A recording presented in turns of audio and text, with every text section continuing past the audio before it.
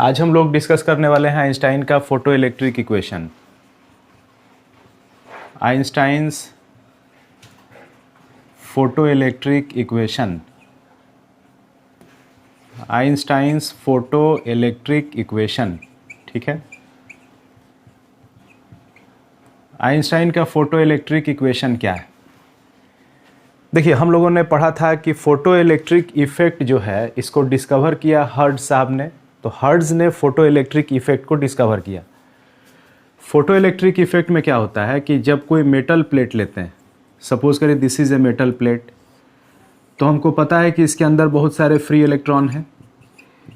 अब इस metal plate के ऊपर जब हम सूटेबल फ्रीक्वेंसी का लाइट इंसिडेंट कराते हैं, ठीक है, इस मेटल प्लेट के ऊपर जब सूटेबल फ्रीक्वेंसी का लाइट इंसिडेंट कराते हैं तो लाइट इंसिडेंट कराने से ये देखा जाता है कि इसमें से फ्री इलेक्ट्रॉन बाहर निकलते हैं। तो लाइट के पटकने से फ्री इलेक्ट्रॉन बाहर निकलते हैं। This phenomenon is called photo electric effect.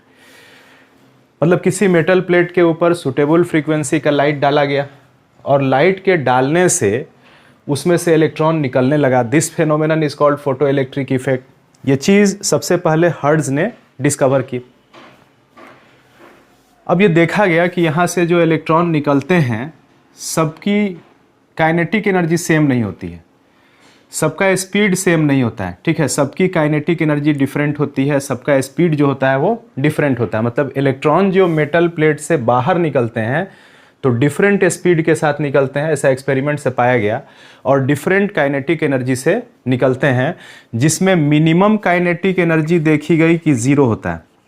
Minimum kinetic energy क्या देखी गई कि ज़ीरो होता है। मतलब ये देखा गया कि कुछ इलेक्ट्रॉन ऐसे होते हैं जो मेटल प्लेट से निकलते हैं और निकल के सरफेस पर ही गिर जाते हैं। इलेक्ट्रॉन मेटल प्लेट से निकला, सरफेस पे गिर गया, जीरो काइनेटिक एनर्जी के साथ निकला। अब यहाँ से इलेक्ट्रॉन जीरो काइनेटिक एनर्जी के साथ निकला और सरफेस पे गिर गया। इलेक्ट्रॉन जीरो काइनेटिक एनर्जी के साथ निकला और सरफेस पे गिर गया। तो कुछ इलेक्ट्रॉन जो होते हैं वो जीरो काइनेटिक एनर्जी के साथ निकलते हैं, कुछ इलेक्ट्रॉन उससे ज़्यादा काइनेटिक एनर्जी के साथ निकलते हैं, कुछ उससे भी ज़्यादा काइनेटिक एनर्जी के साथ निकलते हैं, कुछ उससे भी ज़्यादा काइनेटिक एनर्जी के साथ निकलते हैं। तो इसमें काइनेटिक एनर्जी का एक रेंज होता है। मतलब काइनेटिक एनर्जी मिनिमम ज़ीरो होती है और ये काइनेटिक एनर्जी बढ़ते काइनेटिक एनर्जी का एक मैक्सिमम वैल्यू देखा गया कि काइनेटिक एनर्जी का एक मैक्सिमम वैल्यू भी एग्जिस्ट कर रहा है। जो इलेक्ट्रॉन निकल रहे हैं उनकी काइनेटिक एनर्जी ज़ीरो से लेकर एक मैक्सिमम वैल्यू तक है। जैसे मान लीजिए कि किसी एक्सपेरिमेंट में maximum kinetic energy 4 electron volt है। इसका मतलब ये हुआ कि मेटल प्लेट से जो फ्री इलेक्ट्रॉन निकल रहे हैं उनकी काइनेटिक एनर्जी 0 से लेकर 4 इलेक्ट्रॉन वोल्ट के बीच रेंज कर रही है। 0 से लेकर 4 इलेक्ट्रॉन वोल्ट के बीच काइनेटिक एनर्जी लेके इलेक्ट्रॉन मेटल प्लेट से निकल रहे हैं। किसी दूसरे एक्सपेरिमेंट में अगर के मैक्स का मान सपोज करिए 2 इलेक्ट्रॉन वोल्ट है, इसका मतलब कि मेटल प्लेट से जो इलेक्ट्रॉन निकल रहे हैं उनकी काइनेटिक एनर्जी 0 से लेकर 2 इलेक्ट्रॉन वोल्ट के बीच है। तो मेटल प्लेट से जो इलेक्ट्रॉन निकल रहे हैं उनकी काइनेटिक एनर्जी का एक मिनिमम मान है जो 0 है। ये वो इलेक्ट्रॉन हैं जो प्लेट से निकल तो रहे हैं लेकिन निकलने के बाद फिर वो प्लेट के ऊपर गिर जा रहे हैं। उसके बाद कुछ इलेक्ट्रॉन उससे ज़्यादा काइनेटिक एनर्जी, उससे ज़्यादा काइनेटिक एनर्जी, और लास्ट में एक मैक्सिमम काइनेटिक एनर्जी वाले भी इलेक्ट्रॉन उसके अंदर प्रेजेंट हैं। तो आइंस्टाइन साहब ने इसको एक्सप्लेन किया और बाज़ाब्ते उन्होंने के मैक्स का एक इक्वेशन बनाया। आइंस्टाइन ने एक इक्वेशन बनाया के मैक्स के लिए, जिस इक्वेशन को हम बोलते हैं आइंस्टाइन का फोटो इलेक्ट्रिक इक्वेशन। तो आइंस्टाइन का जो फोटो इलेक्ट्रिक इक्वेशन है वो के मैक्स के लिए इक्वेशन है। अब देखिए आइंस्टाइन साहब इस फेनोमेनन को कैसे समझा रहे हैं। तो आइंस्टाइन साहब ने इसको समझाने के लिए, फोटो इलेक्ट्रिक इफेक्ट को एक्सप्लेन करने के लिए लाइट को फोटोन का बना माना। तो उन्होंने लाइट को ये माना कि लाइट जो है वो फोटोन का बना हुआ है, क्वांटम नेचर ऑफ लाइट माना। तो मान लीजिए कि ये मेटल प्लेट है और मेटल प्लेट के अंदर बहुत सारे यहाँ पे फ्री इलेक्ट्रॉन प्रेजेंट हैं। अब देखिए आइंस्टाइन समझा कैसे रहे। आइंस्टाइन समझा रहे हैं कि जब इस मेटल प्लेट के ऊपर हम लाइट मारेंगे तो इसका मतलब कि हम इसके ऊपर फोटोन की बमबारी करेंगे। जब हम इसके ऊपर लाइट मारेंगे तो वो लाइट के किस कैरेक्टर को लेके एक्सप्लेन कर रहे हैं, फोटोन कैरेक्टर को लेके एक्सप्लेन कर रहे हैं। तो उनका कहना है कि जब हम इसके ऊपर लाइट मारेंगे मतलब हम इसके ऊपर फोटोन की बमबारी करेंगे, ठीक है। अब मान लीजिए कि अगर हम न्यू फ्रीक्वेंसी का लाइट मार रहे हैं तो जो फोटोन इंसिडेंट हो रहे हैं उनकी फ्रीक्वेंसी एच न्यू है, ठीक है। एक चीज़ और मानते हैं, वो मानते हैं कि एक फोटोन एक ही इलेक्ट्रॉन से टकराता है। वो ये मानते हैं कि एक फोटोन दो इलेक्ट्रॉन से नहीं टकराता है, एक फोटोन एक ही इलेक्ट्रॉन से टकराता है। और वो ऐसा एज्यूम करते हैं कि जब वो फोटोन उस इलेक्ट्रॉन से टकराता है तो अपनी टोटल एनर्जी उसको प्रोवाइड कर देता है, ठीक है। तो आइंस्टाइन क्या एज्यूम करते हैं? आइंस्टाइन एज्यूम करते हैं कि एक फोटोन एक ही इलेक्ट्रॉन के साथ इंटरैक्ट करता है, एक फोटोन एक ही इलेक्ट्रॉन के साथ टकराता है, ठीक है। एक ये वाला इससे जाके टकरा गया तो कोई दूसरा वाला फोटोन इससे जाके टकरा गया, तो एक फोटोन जो है वो एक ही इलेक्ट्रॉन के साथ इंटरैक्ट करेगा, ठीक है। ऐसा नहीं होगा कि दो फोटोन एक इलेक्ट्रॉन से टकरा जाए। वो मानते हैं कि एक फोटोन एक इलेक्ट्रॉन के साथ इंटरैक्ट करता है, तो ये चीज़ मानते हैं। दूसरा, वो ये मानते हैं कि जब वो फोटोन इलेक्ट्रॉन से टकराएगा तो अपनी पूरी एनर्जी उसको प्रोवाइड कर देगा। तो मान लीजिए कि इसके ऊपर मैंने लाइट मारा, अब इसके ऊपर लाइट मारा तो एक फोटोन जिसमें एनर्जी एच न्यू थी वो आगे बढ़ा, और आगे बढ़ा तो इस इलेक्ट्रॉन से टकरा गया, ठीक है। अब देखिए ये फोटोन इस इलेक्ट्रॉन से आके टकराया है तो अब कोई दूसरा फोटोन इससे आके नहीं टकराएगा। वो कहते हैं कि एक फोटोन एक ही इलेक्ट्रॉन के साथ इंटरैक्ट करेगा, तो ये फोटोन किसी एक इलेक्ट्रॉन से जाके टकरा गया। फिर वो एज्यूम करते हैं कि जब वो टकराता है तो अपनी पूरी एनर्जी उसको प्रोवाइड कर देता है। तो इसके पास एनर्जी कितनी थी? H new. ये इससे टकराने के बाद अपनी पूरी एच न्यू एनर्जी इसको प्रोवाइड कर दिया, तो इस इलेक्ट्रॉन को एनर्जी कितनी मिल गई? तो इस इलेक्ट्रॉन ने एनर्जी गेन कर लिया एच न्यू। अब इसको एच न्यू मिल गई एनर्जी, ठीक है। इस इलेक्ट्रॉन को एनर्जी कितनी मिल गई? H new. आपको ये नहीं मानना है कि इस इलेक्ट्रॉन से दो फोटोन टकरा गया, क्योंकि अगर दो टकराता तो इसको 2h न्यू एनर्जी मिल जाती, अगर तीन टकराता तो 3h न्यू एनर्जी मिल जाती।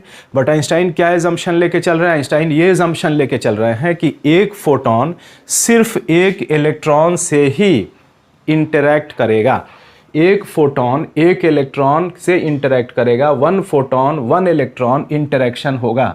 दो फोटोन एक इलेक्ट्रॉन से नहीं टकराएगा, या तीन फोटोन एक इलेक्ट्रॉन से नहीं टकराएगा, एक ही फोटोन एक इलेक्ट्रॉन से टकराएगा। ये एजम्पशन हुआ। और दूसरा एजम्पशन हुआ कि वो इलेक्ट्रॉन से जब फोटोन टकराएगा तो अपनी कंप्लीट एनर्जी उसको प्रोवाइड कर देगा। तो अब बताइए, इसने एच न्यू एनर्जी ले लिया, ठीक है। अब जब इसने एच न्यू एनर्जी ले लिया तो एनर्जी लेने के बाद ये इलेक्ट्रॉन अब निकला, मान लीजिए।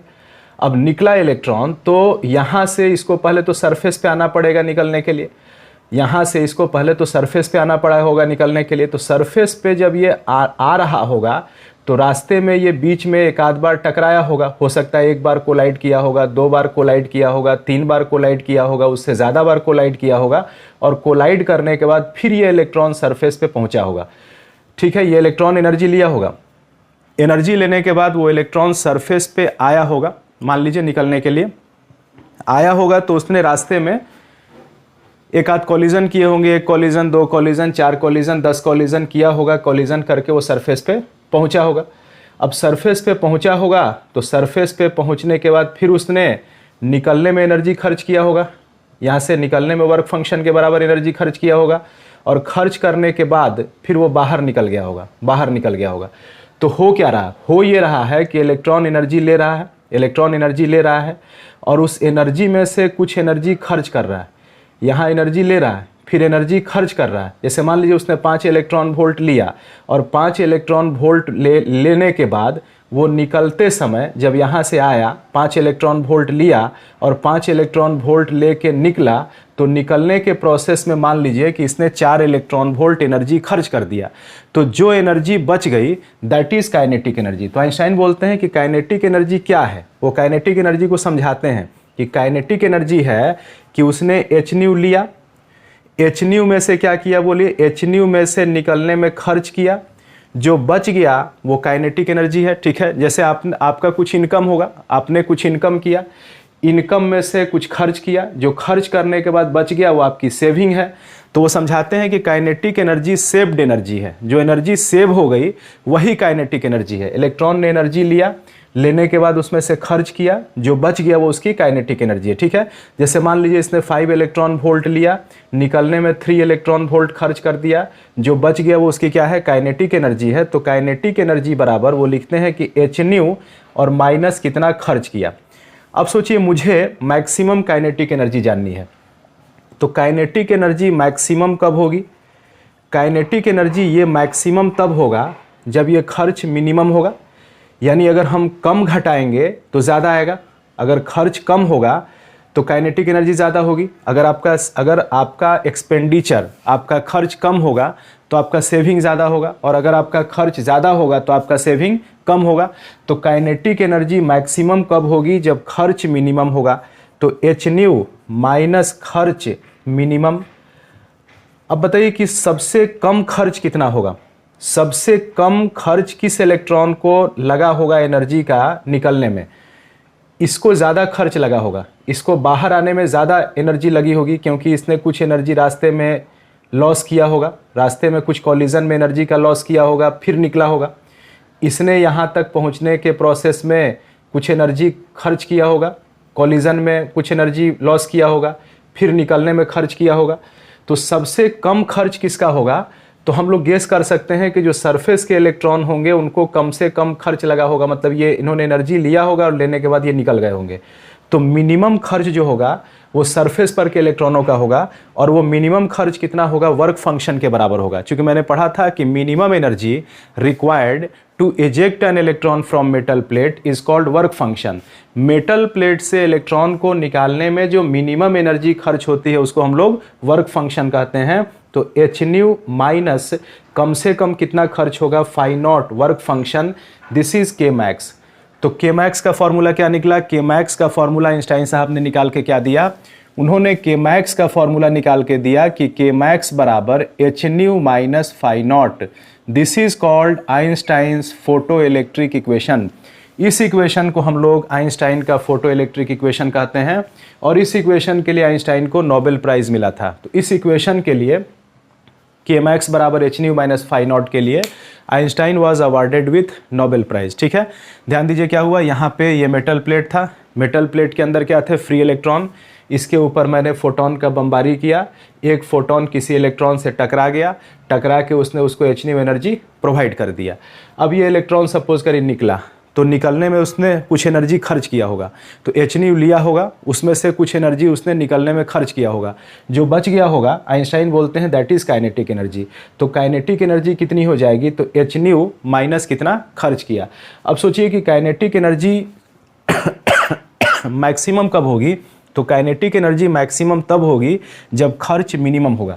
जब मिनिमम खर्च होगा तो काइनेटिक एनर्जी मैक्सिमम होगी, और मिनिमम खर्च कितना होगा? तो वर्क फंक्शन के बराबर होगा। तो के मैक्स बराबर H nu minus phi not. This is called Einstein's photo electric equation and he was awarded with Nobel prize for this equation. ठीक है, तो इसका स्क्रीनशॉट ले लीजिए। फॉर्मूला हो गया के मैक्स बराबर H nu minus phi not.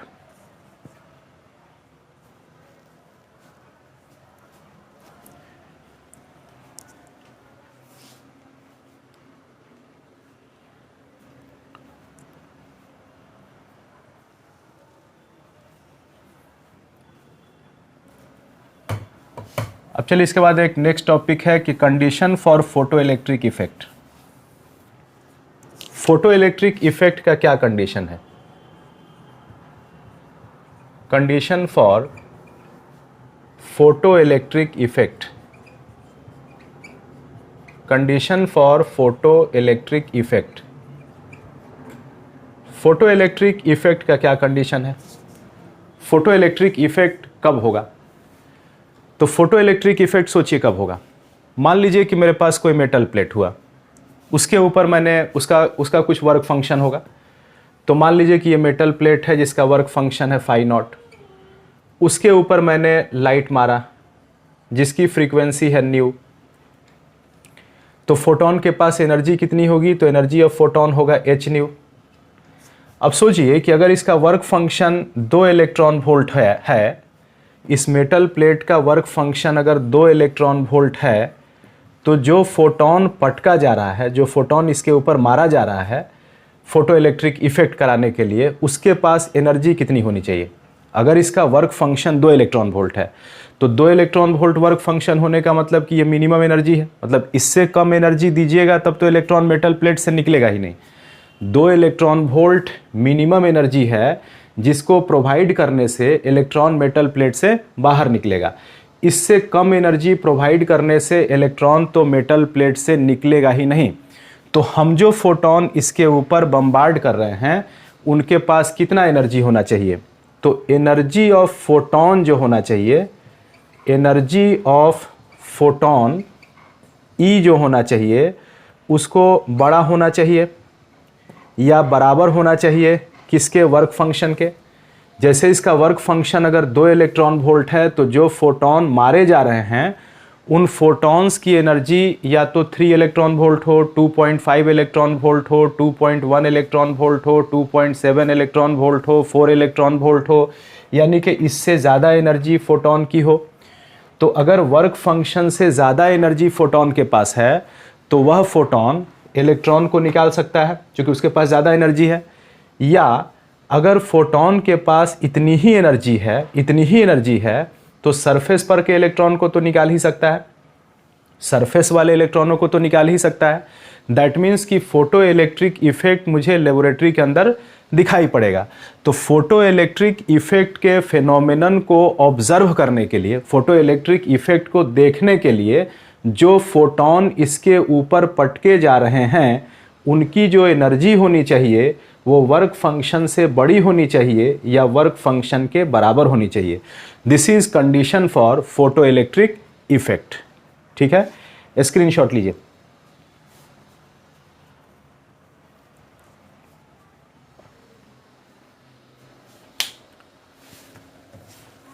अब चलिए आगे एक टर्म देखा जाए, थ्रेशोल्ड फ्रीक्वेंसी। एक टर्म है, the term is threshold frequency.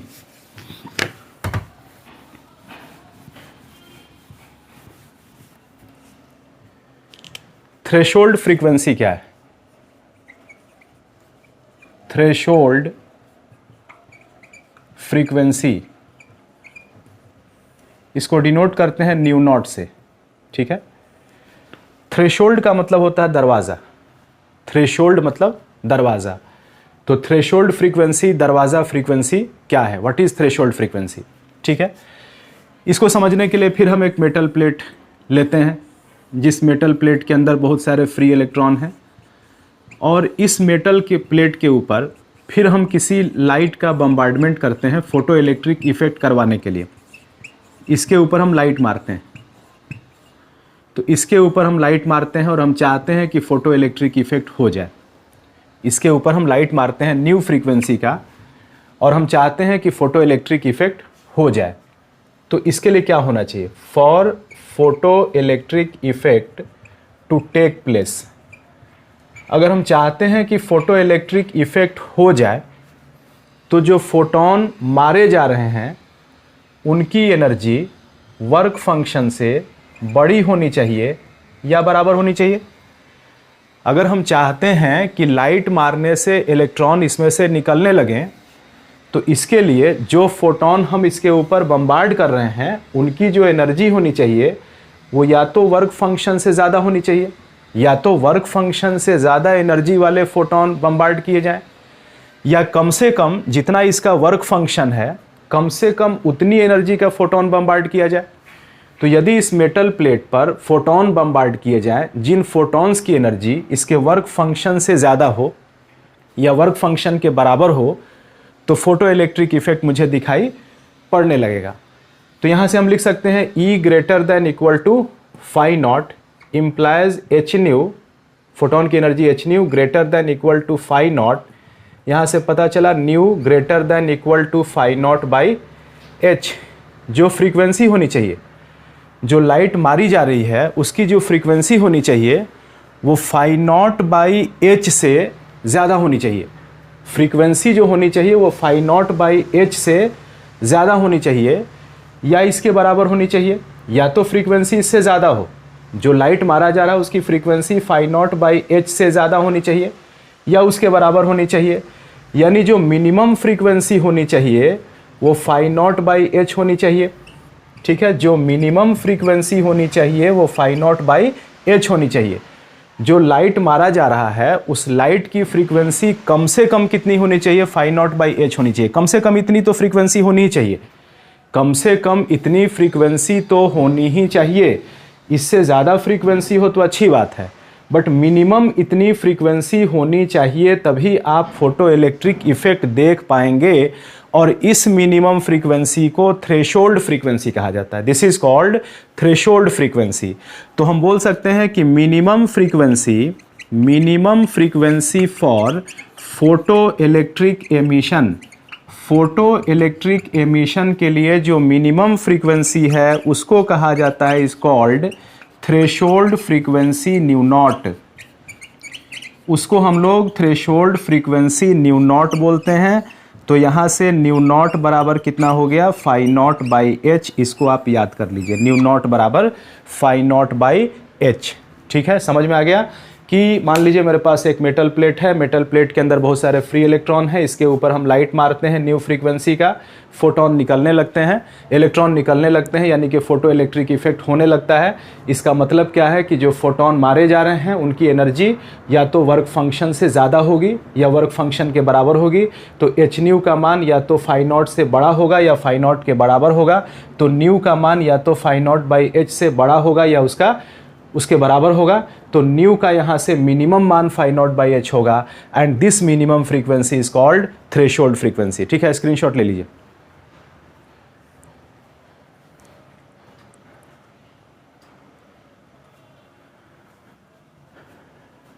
अब चलिए एक नेक्स्ट टर्म डिस्कस करेंगे, threshold wavelength. Threshold wavelength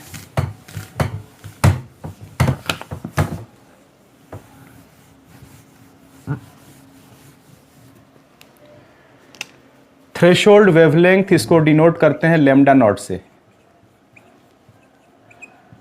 threshold wavelength denoted by lambda naught. फिर आप आ जाइए, देखिए ध्यान दीजिए, फिर ये मेटल प्लेट हो गया, मेटल प्लेट के अंदर फ्री इलेक्ट्रॉन हो गया, इसके ऊपर मैंने लाइट मारा और हम चाहते हैं कि फोटो इलेक्ट्रिक इफेक्ट हो जाए। इस बार मैंने लैम्डा वेवलेंथ का लाइट मारा। इस बार मैंने जो लाइट मारा उस लाइट की फ्रीक्वेंसी मैंने नहीं बताई, मैंने लाइट का वेवलेंथ बताया। तो मान लीजिए कि मैंने जो लाइट इसके ऊपर इंसिडेंट कराया उसका वेवलेंथ लैम्डा है। तो यहाँ पे क्या इक्वेशन बनेगा, यहाँ पे इक्वेशन बनेगा कि for photo electric effect, photo electric effect के लिए जो एनर्जी ऑफ फोटोन होना चाहिए, इसका वर्क फंक्शन फाई नॉट है, वो वर्क फंक्शन से बड़ा या बराबर होना चाहिए। सेम कंडीशन, जो फोटोन पटके जा रहे हैं उसकी एनर्जी या तो वर्क फंक्शन से बड़ी हो या वर्क फंक्शन के बराबर हो, तभी फोटो इलेक्ट्रिक इफेक्ट होगा। अब हम यहाँ पे फोटोन की एनर्जी लिखेंगे। तो पिछले में मैंने फोटोन की एनर्जी एच न्यू लिखा था, चूँकि मुझे लाइट की फ्रीक्वेंसी गिवन थी। इस बार मुझे लाइट का लैम्डा गिवन है, तो मैं फोटोन की एनर्जी क्या लिखूँगा, तो हम जानते हैं कि फोटोन की एनर्जी फ्रीक्वेंसी के रूप में एच न्यू होता है और लैम्डा के रूप में फोटोन की एनर्जी होती है H C by lambda greater than equal to phi not. अब यहाँ से देखिए एच सी को उधर लेके चले जाइए। ठीक है, एच एक पॉजिटिव कांस्टेंट है, सी एक पॉजिटिव कांस्टेंट है, उसको उधर लेके चले जाइए तो इधर बचेगा 1 by lambda greater than equal to phi not है, एच सी जाके डिवाइड हो जाएगा। अब यहाँ से 1 बाई लैम्डा है तो इस पूरे इनइक्वालिटी का रेसिप्रोकल ले लीजिए। तो पूरे इनइक्वालिटी का रेसिप्रोकल ले लीजिए। ठीक है, फाई नॉट एक पॉजिटिव कांस्टेंट है, एच एक पॉजिटिव कांस्टेंट है, सी एक पॉजिटिव कांस्टेंट है, लैम्डा पॉजिटिव होता है। पूरे इनइक्वालिटी को उलट दीजिए। तो पूरे इनइक्वालिटी को जब उलटिएगा तो 1 बाई लैम्डा उलट के हो जाएगा लैम्डा, ग्रेटर दैन उल्टेगा तो लेस दैन हो जाएगा, ये इक्वल टू का उल्टा इक्वल टू हो जाएगा और ये हो जाएगा phi not by H C. यहाँ से क्या पता चला, यहाँ से पता चला कि जो लैम्डा इंसिडेंट हो रहा है, जो लाइट इंसिडेंट हो रहा है उसका जो वेवलेंथ है वो phi not by H C से कम होना चाहिए। लैम्डा को इतना से कम होना चाहिए, यानी कि जो लैम्डा है उसकी value phi not by H C से कम हो या उसके बराबर हो, या तो phi not by H C के बराबर हो, नहीं तो लैम्डा उससे कम हो। यानी लैम्डा का मैक्सिमम मान क्या होना चाहिए, तो लैम्डा का मैक्सिमम मान होना चाहिए phi not by H C. इससे ज़्यादा लैम्डा की वैल्यू नहीं होनी चाहिए and it is called threshold wavelength. इसको हम लोग थ्रेशोल्ड वेवलेंथ बोलते हैं। तो थ्रेशोल्ड वेवलेंथ लैम्डा नॉट बराबर कितना हो जाएगा, तो लैम्डा नॉट हो जाएगा this will be equal to, अच्छा ये पलटेगा ना, यहाँ पे 1 बाई लैम्डा पलटेगा तो लैम्डा हो जाएगा, ग्रेटर देन पलटेगा तो लेस देन, इक्वल टू का इक्वल टू, और ये पलटेगा तो H C by phi not हो जाएगा, यहाँ पे H C by phi not हो जाएगा। तो लैम्डा का जो मैक्सिमम मान होना चाहिए वो कितना होना चाहिए, H C by phi not. This is called threshold wavelength. तो थ्रेशोल्ड वेवलेंथ का फॉर्मूला हुआ lambda not is equal to H C by phi not. इसको याद कीजिए, लैम्डा नॉट बराबर H C by phi not, ये थ्रेशोल्ड वेवलेंथ है। तो थ्रेशोल्ड वेवलेंथ क्या है, तो थ्रेशोल्ड वेवलेंथ को डिफाइन करेंगे कि maximum wavelength for photo electric emission, ठीक है, maximum wavelength for photo electric emission is called threshold wavelength. और थ्रेशोल्ड फ्रीक्वेंसी में मैंने कहा कि minimum frequency for photo electric emission, वहाँ पे मिनिमम बोला है, थ्रेशोल्ड फ्रीक्वेंसी में मिनिमम मैंने लिखा है और थ्रेशोल्ड वेवलेंथ में मैक्सिमम बोला है। तो थ्रेशोल्ड वेवलेंथ क्या है, तो maximum wavelength for photo electric emission is called threshold wavelength. और थ्रेशोल्ड फ्रीक्वेंसी क्या है, तो minimum frequency for photo electric emission is called threshold frequency. और वर्क फंक्शन क्या है, तो मिनिमम एनर्जी है वो, minimum energy required to eject an electron from metal plate is called work function. जैसे मान लीजिए कि मैंने बोला कि एक मेटल प्लेट है जिसका थ्रेशोल्ड वेवलेंथ 6000 एंगस्ट्रम है। एक मेटल प्लेट है जिसका थ्रेशोल्ड वेवलेंथ 6000 एंगस्ट्रम है। इसका क्या मतलब है, थ्रेशोल्ड वेवलेंथ 6000 एंगस्ट्रम है, तो थ्रेशोल्ड वेवलेंथ जैसे ही बोला जाए तो आपको समझना है कि ये मैक्सिमम वेवलेंथ है। यानी कि मैक्सिमम वेवलेंथ कितना होना चाहिए, 6000 एंगस्ट्रम। अगर आप फोटो इलेक्ट्रिक इफेक्ट चाहते हैं तो आपको उस मेटल प्लेट के ऊपर मैक्सिमम 6000 एंगस्ट्रम वेवलेंथ का लाइट गिराने की इजाज़त है। 6000 एंगस्ट्रम से ऊपर का अगर आप लाइट गिरा रहे हैं, अगर आप 7000 एंगस्ट्रम का लाइट गिरा रहे हैं मैक्सिमम से ज़्यादा, तो फोटो इलेक्ट्रिक एमिशन नहीं होगा। लेकिन ये चूंकि मैक्सिमम है, इसका मतलब अगर इससे कम वेवलेंथ का लाइट गिरा रहे हैं 5000 एंगस्ट्रम, 4000 एंगस्ट्रम, 3000 एंगस्ट्रम, तो फोटो इलेक्ट्रिक इफेक्ट होगा। तो जितना थ्रेशोल्ड वेवलेंथ होगा उससे कम वेवलेंथ का लाइट अगर गिराएंगे, जितना मेटल का थ्रेशोल्ड वेवलेंथ होगा उससे कम वेवलेंथ का लाइट अगर मेटल प्लेट के ऊपर गिराएंगे तो फोटो इलेक्ट्रिक इफेक्ट होगा। जितना थ्रेशोल्ड वेवलेंथ होगा उससे कम वेवलेंथ का लाइट गिराएंगे तो फोटो इलेक्ट्रिक इफेक्ट होगा। इससे ज़्यादा वेवलेंथ का लाइट गिराएंगे तो फोटो इलेक्ट्रिक इफेक्ट नहीं होगा। सिमिलरली मैंने बोला कि थ्रेशोल्ड फ्रीक्वेंसी सपोज करिए 5 × 10⁻15 हर्ट्ज है, तो ये थ्रेशोल्ड फ्रीक्वेंसी है। तो ये मैक्सिमम फ्रीक्वेंसी है कि मिनिमम फ्रीक्वेंसी है, तो ये मिनिमम फ्रीक्वेंसी है। मिनिमम फ्रीक्वेंसी इतनी है, ये मिनिमम है। मतलब कि आपको अगर लाइट गिराना है तो आपको इससे ज़्यादा फ्रीक्वेंसी का लाइट गिराना है, इससे कम फ्रीक्वेंसी का लाइट नहीं गिराना है। अगर इससे कम फ्रीक्वेंसी का लाइट गिराइएगा तो फोटो इलेक्ट्रिक इफेक्ट नहीं होगा। तो फोटो इलेक्ट्रिक इफेक्ट तभी होगा जब आप जो लाइट गिरा रहे हैं उसकी फ्रीक्वेंसी थ्रेशोल्ड फ्रीक्वेंसी से बड़ी हो या बराबर हो, और आप जो लैम्डा गिरा रहे हैं वो थ्रेशोल्ड वेवलेंथ से या तो छोटा हो या बराबर हो, और आप जो फोटोन पटक रहे हैं उसकी एनर्जी वर्क फंक्शन से बड़ी हो या बराबर हो। इस पर ध्यान दीजिए कि यदि हम फोटो इलेक्ट्रिक इफेक्ट चाहते हैं, यदि हम चाहते हैं कि फोटो इलेक्ट्रिक इफेक्ट हो, तो मुझे ऐसी फ्रीक्वेंसी गिरानी है जो थ्रेशोल्ड फ्रीक्वेंसी से बड़ी है या उसके बराबर है। मुझे ऐसा लैम्डा गिराना है जो थ्रेशोल्ड वेवलेंथ से छोटा है या उसके बराबर है। मुझे उतने एनर्जी के फोटोन गिराने हैं जिनकी एनर्जी वर्क फंक्शन से बड़ी है या उसके बराबर है। इस तरह से मैंने आज के लेक्चर में कुछ चीज़ें सीखी कि आइंस्टाइन का फोटो इलेक्ट्रिक इक्वेशन क्या है, तो वो है k max बराबर h nu - phi नॉट। दूसरा मैंने सीखा कि थ्रेशोल्ड फ्रीक्वेंसी क्या है, तो वो है न्यू नॉट बराबर phi नॉट बाई h, और ये मिनिमम फ्रीक्वेंसी है। तीसरा मैंने सीखा कि थ्रेशोल्ड वेवलेंथ क्या है, तो थ्रेशोल्ड वेवलेंथ लैम्डा नॉट बराबर hc बाई phi नॉट है, और वो मैक्सिमम वेवलेंथ है फोटो इलेक्ट्रिक इफेक्ट के लिए। उसके बाद मैंने सीखा कि अगर हम चाहते हैं कि फोटो इलेक्ट्रिक इफेक्ट हो तो उसका कंडीशन ये है कि जो फोटोन इंसिडेंट हो रहे हैं उनकी एनर्जी वर्क फंक्शन से ज़्यादा या उसके बराबर होनी चाहिए। जो लाइट इंसिडेंट हो रहा है उसकी फ्रीक्वेंसी थ्रेशोल्ड फ्रीक्वेंसी से ज़्यादा या उसके बराबर होनी चाहिए, और जो लाइट इंसिडेंट हो रहा है उसका वेवलेंथ थ्रेशोल्ड वेवलेंथ से कम या उसके बराबर होना चाहिए। ठीक है, इतनी बात को आपको अच्छे से बैलेंस करना है। यदि आप अच्छे से इस बात को बैलेंस करेंगे तो आपसे क्वेश्चन सॉल्व होगा। ठीक है, नेक्स्ट वीडियो में हम लोग कुछ क्वेश्चन करेंगे आइंस्टाइन के फोटो इलेक्ट्रिक इक्वेशन पे कि किस तरह से हम लोग उनके इक्वेशन को यूज़ कर सकते हैं। ठीक है, थ्रेशोल्ड फ्रीक्वेंसी निकालेंगे, थ्रेशोल्ड वेवलेंथ कैलकुलेट करेंगे।